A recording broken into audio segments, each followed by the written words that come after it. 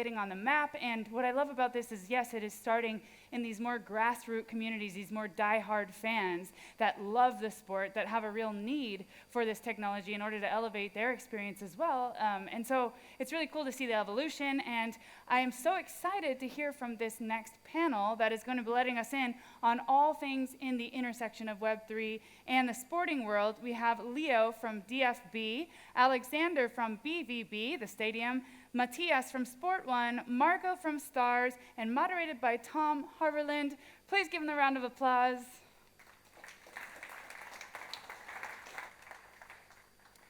Hello, everybody. Thanks so much.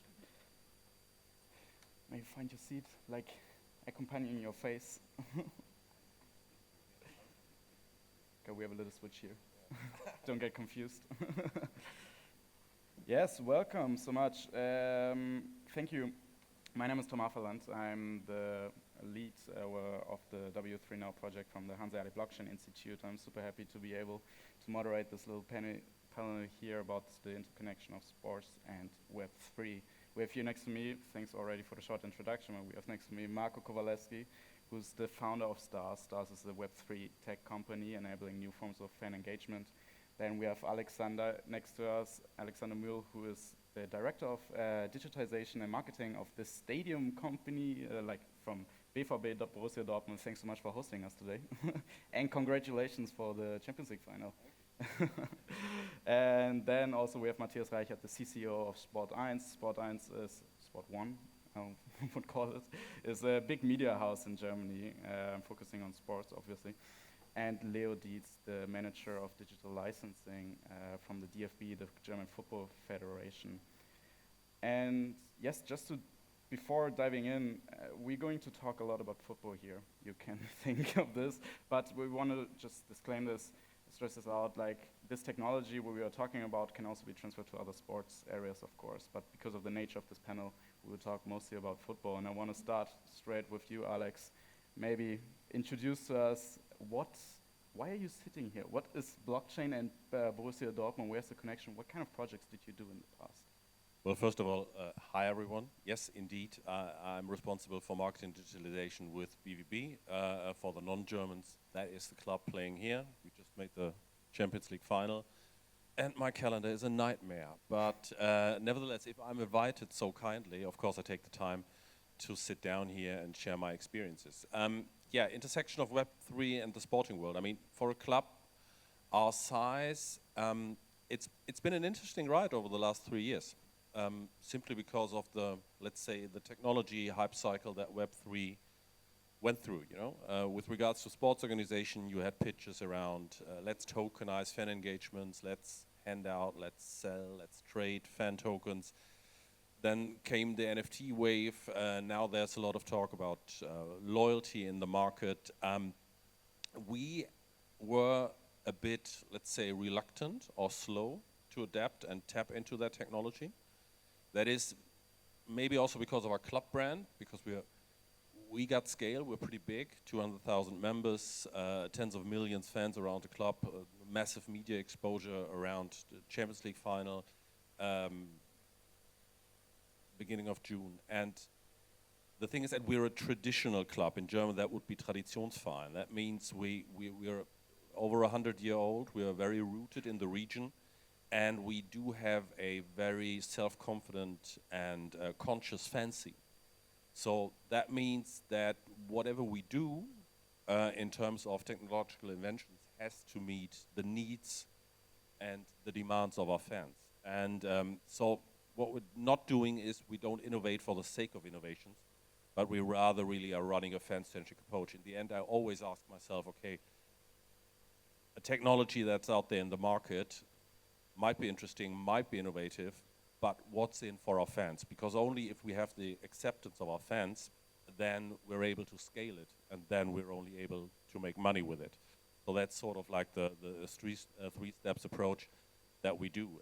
Know that it's maybe easier with smaller clubs who are trying to build something, just like the example that we heard about where player relations or fan relations are completely tokenized, but that is really something that would be really messing up with the operating model of a very big, very grown club who turns around quite a few bucks. So we've been very cautious proceeding in the space. But you did do the black-yellow app. Maybe let's go focus on the project for a quick second. Can you tell us what it is and where's the blockchain there? Sure, we did a few things. So what we actually did is, instead of setting up our own Web3 offering, we rather looked for, okay, where's the overlapping area of our fans and active Web3 communities, or communities who work with Web3 products. So we, and then giving our intellectual property into these communities and making sure that the fans can interact with it. Am I messing up the microphone, or is it just up? So that was, for example, with Tops, with Sorare, the football company, very interesting company. So what we rather did is say, instead of building something on our own and then educating our fans about Web3 mechanisms and how to set up a wallet, let's give our intellectual property into these communities who are already on it, and then if we see when it spills over, then maybe make it a bit broader.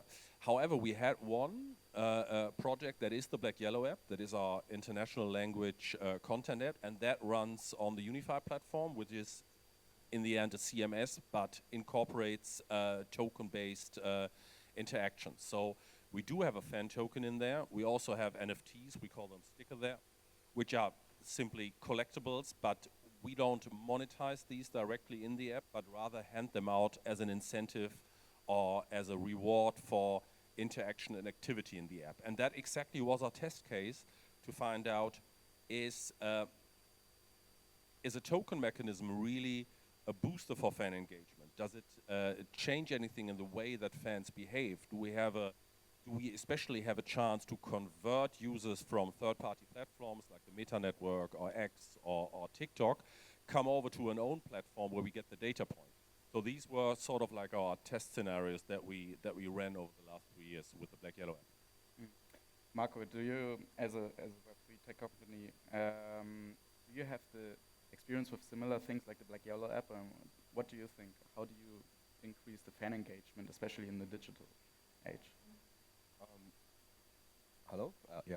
I think it's a little bit different. It's depending on to whom we are speaking. If it's a sport club, for example, it's different if it's a club in Germany or if it's a club somewhere else in Europe. On the other hand, if we are speaking to celebrities or sports persons directly, so the entrance, if you're only speaking to a celebrity, the decision way is much more easier instead of speaking to a club, because you have several decisions to be made, and the time to decide on something, it takes more time. That's completely normal. And the approach we have is, on one hand, offering platforms for single sports persons, for example, or for celebrities who don't have an app like Borussia Dortmund, for example. So they are happy to use our platform. But we also give the opportunity to sports clubs who have already an app to integrate our services as well. I saw below in the stadium this ticket box for if you paid too much for your ticket, please throw your ticket in. So for example, we offer also NFT ticketing services where you can directly avoid these high prices and have the full control, which can be run directly together with the regular ticketing system. So it's not necessary that you have a complete shift from one system to the next. You can run it directly. The thing is also there that there occur some problems. For example, if you have your ticket provider, most of the time you have contracts who didn't allow second parties to enter.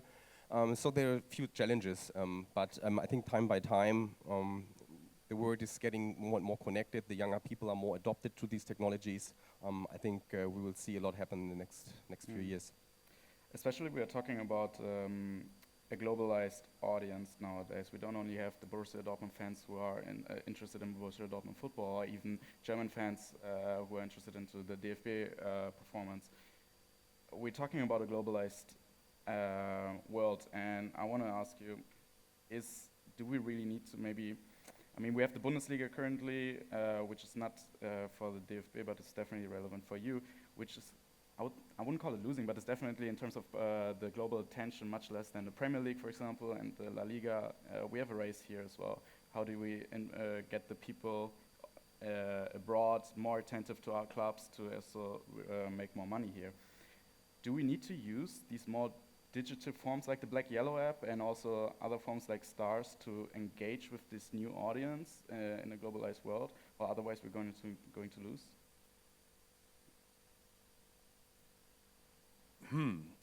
So, no, but the reason I'm a bit reluctant to answer is because I'm director for marketing and digitalization. So, so I'm a digital marketer by craft. That's what I learned on the agency side. But that is the key question: what gets your attention and what gets you loyalty? Is it just the technology and the mechanisms behind the technology, or is it the appeal of the brand, the storytelling, and the emotions connected to it? So, and in the end, I mean, it's always hard to compare the performance of leagues because Premier League is way ahead in the way that it's positioned itself for years. La Liga has the, let's say, the language advantage of having South America sort of like a secondary home market. And I think for the Bundesliga to gain reach, in the end, it's still a great. The core base is a great sporting experience and a great brand for the league and great club brands, and exciting sports stories well told and well transmitted, and that's where technology comes into place. I mean, I was on the Asia tour 2 years ago, and it was so fascinating for me to see like people living on the other end of the world, virtually not able to watch live games. I mean, who gets up in Vietnam at 2:30 in the morning to watch Borussia Dortmund against VfL Wolfsburg? I mean, kudos to anyone who does, but I don't think that scales.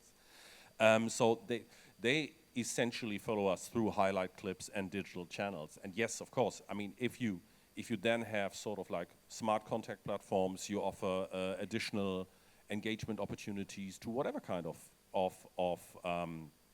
technology, I think that helps. But at the core is still the fascination of sports. You know, what happens on the pitch is what drives Borussia Dortmund brands. Everything I do in my job is just amplify what's happening over there. I don't want to overestimate my role here. That's then just craft. And that's the sort of, we talked about the Black Yellow app, but one learning that we had is, I mean, having the strategic aim to get users from third-party platforms into our own platforms. That's not easy, actually, because I think for a lot of fans, it's completely fine, especially international, if there's some black and yellow dot popping up in their Instagram feed or their TikTok feed every once in a while. They don't necessarily want to or feel the need to engage on a dedicated specific app that just focuses on Borussia Dortmund. I mean, we're doing extensive research on our global fan bases, and of course you have the second club phenomenon. So if you're someone in the US or in Asia, you're probably having, let's say, Liverpool in England as a favorite club, then maybe Marseille in France, Milan in Italy, and hopefully Borussia Dortmund in Germany. But you know, will you install 5 different apps to follow all these, or do you use existing platforms like Instagram? And you know, I think user behavior is a bit more complicated, and of course you can set incentives. But it's not like if we do this, then that will happen. So that was a learning from the Black Yellow app. So also converting people into actually using and interacting with the token mechanism was not at the levels where we expected it. So we had nice reach, and that's the default monetization strategy of football clubs anyway. It's monetizing reach, you know, and we're really good at it. But we're always looking for new opportunity. But that was no. I don't know the English word for Selbstläufer, but I like the German one, so I'm saying that. Leo, maybe you want to respond to that. Hi from my side. Maybe to add to it, it's quite interesting because when this whole NFT wave started, all those companies were telling us, yeah, look, you have 1.8 million Instagram followers. If we just get 1% of that, look at how many would buy NFTs and stuff. But in the end, it didn't really happen. It was just way more complex, and that's what we were seeing. I mean, we work together with the football club as well, football company, and different partners as well, and we really, really struggled on that side. And when it comes to, because you were asking the question about internationalization and how can we approach that, it's super complex, because in the end, it's successful on the pitch, successful with a marketing strategy, brands, and so on. So just to give you 2 examples. Right now, everyone is talking about the Euros. Everyone is saying Euros in Germany and so on. I'm already, for, I don't know, a year or 2, just thinking about the World Cup 2026 in the US. Because that's right now my topic. I feel like, okay, that's where digital stuff really comes into place. That's where we really have to focus, because otherwise it's gonna be too late. And that's what we are approaching as DFB. And then a second example, what always gets me, my cousin is 10. And he's not fan of Dortmund, sadly. And it's not a beautiful story that he went with his father and they went to the stadium and it was amazing. He's a Barcelona fan. And the only reason is Visca Barça, the YouTuber. That's his main reason of being a Barcelona fan. And the same guy, what does he want for his birthday present? He doesn't want to have a jersey, doesn't want to have this or that. He wants to have V-Bucks, like Fortnite. Because the reason is there's right now a Star Wars campaign going on, and the only thing he wants is to spend money in Fortnite to get a Star Wars skin.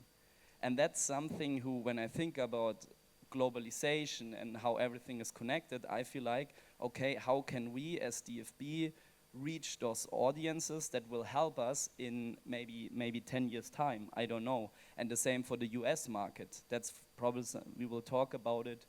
Why are we doing Roblox? Why are we doing other things? So that's a major point here. And I don't know if German football is falling behind. I don't think so. Because in the end, it's still a lot about success. But we'll see. Matthias, maybe I want to ask you about what is a media house like Sport1? Why are you concerned about Web3? Yeah, first of all, you have to say Sport1 is one of the leading multi-sports media houses in the German-speaking area. Yeah, that means we have different channels. We provide our program, our news. We are talking from touch points. We have 20 touch points, and we divide it to owned and operated touch points. And for us, it's very important that we catch our community where they are. And 3 or 4 years ago, we talked about these Web3, blockchain, what's going on in this space. They're building up a new touch point for us. Is there a new community we can create for them news in a special way? And that was the reason that we built up for us any ideas what we can do in this space to get a feeling what's going on. And we started in middle in 2022 to think about an event. It's the Darts World Championship, one of the most popular events for us in the German market. We reached year by year over 1 million of people in December when it starts, and we think about an event in the Decentraland and build up the completely alley-pally. There's a location where the Darts World Championship is based, and created an editorial concept. That means we built up not only the alley-pally there, we have exclusive content, behind-the-scenes content. We had a connection to the Web3 world. We had a sweepstake. You could play your own championship. You get your jersey, your wearable, and so on. But what you've seen, and all the other guys had also, is you need resources to do this, and you have to decide how I use these resources to build a new touch point for this, or to go on touch points like our social streams. They are working, or our own stream, they are also working. And what we have seen is that sports is a translator for new technology, because we catch new people in this experience, but we also see it's hard to do this. And so we ask us what we can do for the further way, and we decided to go in an investment situation, that we invest in small companies like Starzz or also RaceMates. We communicated yesterday, exclusive here in the conference, and we will learn from this side what's going on in the space, and and that is the way we are going further. Let's elaborate a little bit more on the Decentraland use case, because it doesn't sound really easy to with all the stuff about streaming sports, to get this into a based on a technology that is open, permissionless and open to everyone. Like, how did you manage to do that, and what would you say were your key takeaways in this project? Yeah, first of all, you have to educate your team here. That's the first step, yeah, because nobody knows how it works. For Arthur, editorial team didn't know Decentraland or also Sandbox or something else. And the another thing was the rights situation. Yeah, we had the rights for the digital and also for the TV broadcasting for the Darts World Championship, but I don't know exactly if we could go in the Web3 with them. Yeah. And so we find different ways where we have to challenge this situation. And at the end, we saw that this touch point is also like the other touch point. Yeah, they have to think about what additional value you can give your users. Yeah, and what we also see is that you.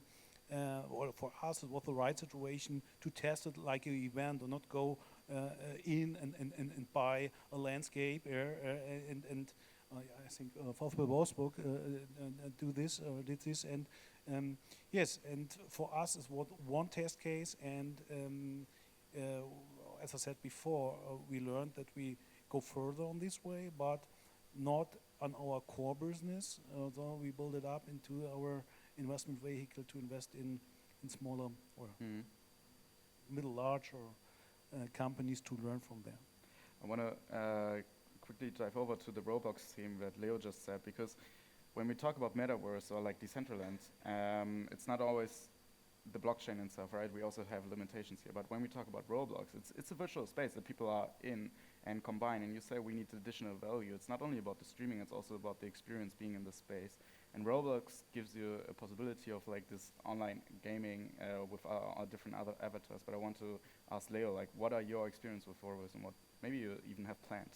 Maybe what's quite funny, 3 years ago, we were totally within DFB, okay, we're going for that all NFT, metaverse, blockchain, we're gonna do everything, we're gonna do our own platform, blah, blah, blah, blah, blah, because that's kind of what everyone expected from us. Like, you're the federation, you have to build something huge where every club and everyone can rely on. Right now, we are really happy that we didn't do it because it was way out of our reach, and we kind of in the last year went back from everything Web3, decentralized, and so on, because in the end, I believe in it completely. But for now, really interesting for us, and it's always the case, is reach, is audience, who's on there, how many people are you reaching? And that's right now for us more the gaming, more the, call it Web 2.5, I don't know, but more on the gaming side. And so for us, Roblox, what's the main reason we are doing it? And we will continue to do it. We did a case last year together with FIFA World for the female national team. Now we're extending to like a whole DFB experience. We are doing it because the kids are already there. And we are just integrating, we are just using the platform. Obviously, therefore, we have to kind of follow the rules of Roblox, and those are really strict. If I talk to our legal team, they kind of sometimes say, well, Leo, we can't really do it. And we have to do it, it's Roblox. So it's tough, and I would love to have more power and own experience, but it takes so many resources, it takes so much effort. That's why we are decided, okay, we still stick with like the big brands such as EA, such as Roblox. And I can tell you from last year already, it's incredibly successful. If you look at the numbers, especially when you think about reaching a global audience, Germany was not even in the top 10 of the DFB experience. And that was for us an amazing sign to say, hey, we have to follow that. Not maybe for our home market, not maybe in general for the Euro 24, but when you think about the next World Cups, when you think about all of that, it's for us important, yeah? We want to be the second favorite team of everyone in the United States. That's the goal. Nice. Alex, you also have experience with Roblox, right? Can you elaborate a little bit? Yeah, I wouldn't really call it experience because Borussia Dortmund as a club hasn't been directly active in Roblox, but it's really one platform that we taking a really close look at, simply because it has what other platforms lacks, and that is an active user base. Half of it located in the United States, which is like this absolutely fascinating market for any football organization. And the other thing is that, in the end, we are blessed with a set of strong partners who are already active in the space. So our main experiences come from collaborating together with Puma and other Puma clubs within the Puma space, and then really just testing out the most basic mechanisms. That is, engaging on Roblox in mini games and then handing out virtual goods, aka jerseys in that case, on the platform. And then we really saw that was a big success. I think we outperformed Manchester City and Milan in terms of demand. I think black and yellow helps because it's a color code that sticks out. So that's the power of our brand there. But it's really something. We did a similar thing in the Epic Cosmos with Rocket League, and then subsequently also with Fortnite. Then of course dropping so we launched our away jersey in Rocket League beginning of last season just to see what happens. And the demand, the fascination was there. Our club brand really works in these immersive gaming environments.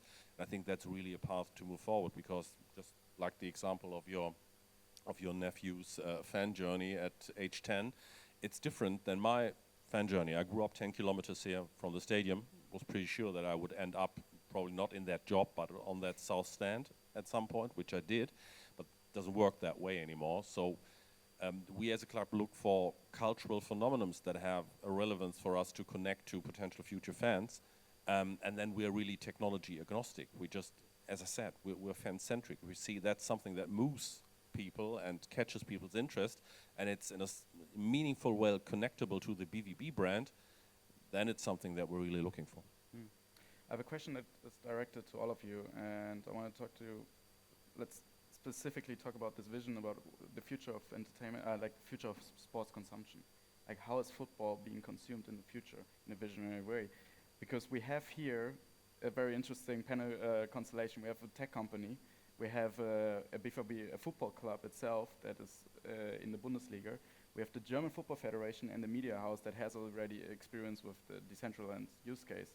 So how could we envision like this future immersive experience which touches blockchain maybe, but also we talk a lot about different technologies playing here together.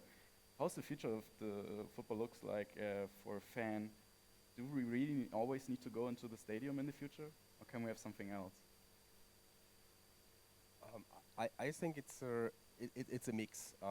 For example, if you have people in Africa or somewhere else in the world, they will not be able to attend in a stadium, live in a stadium. And there it's necessary to attract them as well. When I think back like 20, 30 years, when the first football clubs started with the Asia tours and everything, the English football clubs did that very, very well, grew up a big user base and fan base over there. And this is something other countries missed a little bit. And I think now in the future will be a second chance for that. It's by attracting the new section of Web3 users. Can be like metaverse stadiums where people can watch on the mobile. Everyone as well in Africa has a mobile phone. So they have the opportunity, especially when we have the metaverse with 3D glasses and the virtual reality rooms. So they can nearly have the same experience by just sitting at home and enjoying an experience in this virtual world. On the other hand, the behavior of the younger people it's shifting because, like for me, watching a football match 90 minutes, it's normal. But for people in the age of 14 or 18, it's not normal anymore.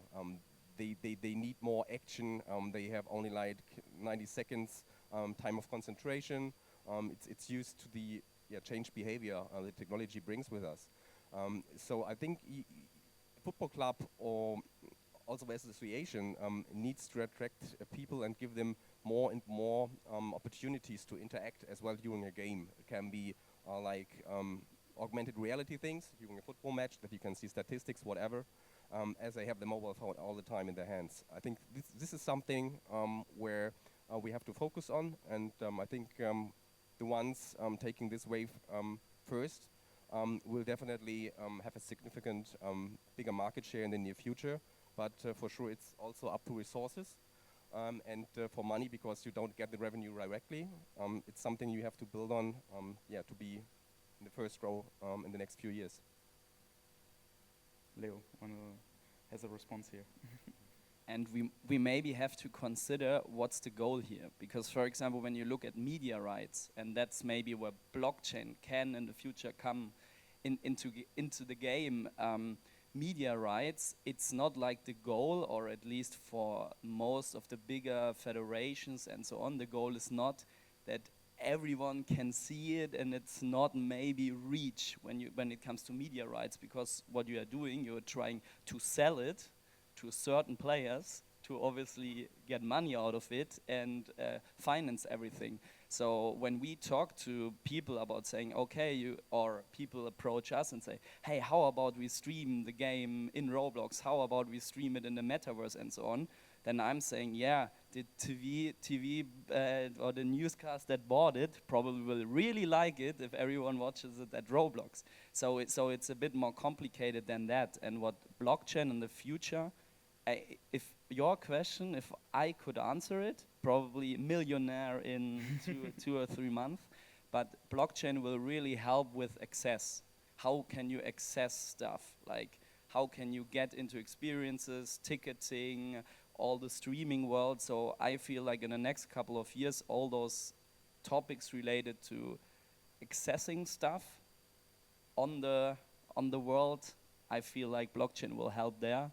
But consumption is a really tough topic. I mean, we've seen Instagram, then it changed to TikTok, then all of a sudden came Be Real, and I'm like, wow, that's working. So really, really tough to say how it's gonna be. What we currently see is different forms or new forms of events, like the Bowler League, like the Kings League, and also currently starts in Germany, the Infinity League. Though that's examples where sports, entertainment, influencer, and so on build a new form of entertainment. But I don't know exactly where this is going on. And at the end, my opinion is, and you said it before, we have a fixed structure. Yeah? I have to buy the media rights. I like collaboration, so that we can build something together. But normally is you have the risk that somebody buy the rights, and he has to look up that he can get the money back, with his business case. And what we have going on is for more collaboration. We speak with many federations in this way, to discuss that not only the license fee is for you important, also the production, that you can get the reach, that the people are in contact with your sports. Though many sports are not focused, why you can't see them. So our way is to discuss more and more, not in our main sports, I mean football, but in another sports like volleyball, basketball, and so on. We have another discussion. It's a big question. In 2007, I was a junior UX designer sitting in a Hamburg agency sketching out concepts for Deutsche Post for Second Life. I'm that old. And so my point here is bets on future user behavior are always a bit shaky. But I think there's 3 pillars that are crucial for us to, as clubs, to keep track on. So the first thing is what we just talked about. I think the snippet economy, or the way of consuming sports in snippets and highlights, that will continue to drive. Because I think it's fast, it's accessible, it fits the current media landscape and the platforms that really go through the roof right now. So I think that's a challenge that we all have to take into consideration. Closely linked to it, on the other hand, is still the desire for people for physical experience. You know, I have to say this, I'm responsible for the club, and we only have 82,000 people fitting into that stadium, but we're sold out any time within 15 minutes. So I still believe also with the massive changes also in society that we'll see, with all the synthetic content that will pop up, all the content that we see being generated by generative AI, that there will be still a desire to actually feel something real, and trust me, the stadium is the right place to have that, next to a good concert probably. But I think that stadium experience itself will transform. You know, our telco partner 1&1 just today announced the launch of the most modern 5G network in a stadium here in Signal Iduna Park, and I'm very excited about the opportunities for in-stadium activations that will offer that for us. Also, we talked about Visca Barca. I mean, why are football influencers going through the roof that way? Because people not only love to watch the highlights, but want to see what these football experiences do to someone, and then watch that someone talk about it. So I think that's closely really connected.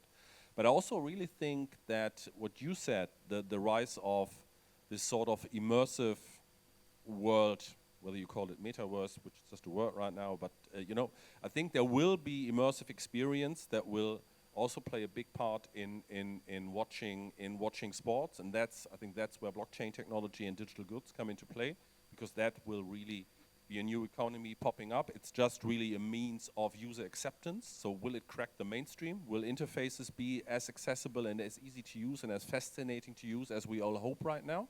I'm not sure, but I played around with the Apple Vision Pro and I felt something. So I think there could be something, but that will be, just at the latter point, or my finishing word, that will be a big challenge for club brands or sports brands in general, because this stadium is unique with 81,365 people packed. That's intense. I mean, the roof blew against Paris and Atletico. Okay, now let's imagine a virtual Signal Iduna Park. How does the experience of the virtual Signal Iduna Park differ from a virtual Allianz Arena or virtual Etihad? And in the real world, I can tell you the difference. Watch one game and you know what I mean. So that's the big challenge for club branding and transforming sports, a genuine sports experience and the core of the sports brand into the virtual space. That's the big challenge. But also to identify the new need for the branding, right? Because you have a different audience. Absolutely. So you also can innovate and you can try to redefine your branding in this digital space, which can level up some creativity. Absolutely, but that is really a brand stretch, you know? I mean, our club brand, I don't want to fall into my marketing role, but we're really, I mean, look at the city, look at this club, look at the stadium. We're a lot about authenticity and, you know, and down-to-earth approach and intensity. That's hard to translate. It's our challenge in digital marketing in general. Because, you know, Bayern has a sort of like the easier positioning in a way of we're the best. Just watch us. That's a great positioning, you know. We're not there. Big respect for Bayern sporting achievement, also anything they do in marketing. The smart people working there, doing a great job. But our positioning is a bit harder to tell when it's being transformed into purely digital spaces. It works with content sometimes. I mean, I loved my TikTok feed after the Paris Saint-Germain match. That were nice moments, but you don't have that every weekend, you know, for the special games. Just to finish this up a little bit, because our time is running out, I would like to have a last focus on what blockchain projects, just to keep the focus on the technology back again. What blockchain projects can we expect in the near future? Maybe Leo, you want to start in this case. What is actually happening here in the space? So what we are launching today is, or actually launching a new collection. We are working together with Axel Springer, with Build. Actually, the experience is built by Unify, which is kind of, to put it easy, because it's also a partner of ours, it's kind of digital paninis. And it's a base, it's a platform connected. You will have a lot of stuff going on there. You can, in the end, collect all of the men's national team players that were announced today that are going to the Euros. And that's actually the amazing part about digital stuff. For example, you can quickly react to nomination. So we have the current squad there. Plus, you can do animation, you can put prizes behind it, you can have fun with it. And we really, because we did it in the past with Fan Zone and so on, this time why we really did it is because we trust on the media power of Axel Springer.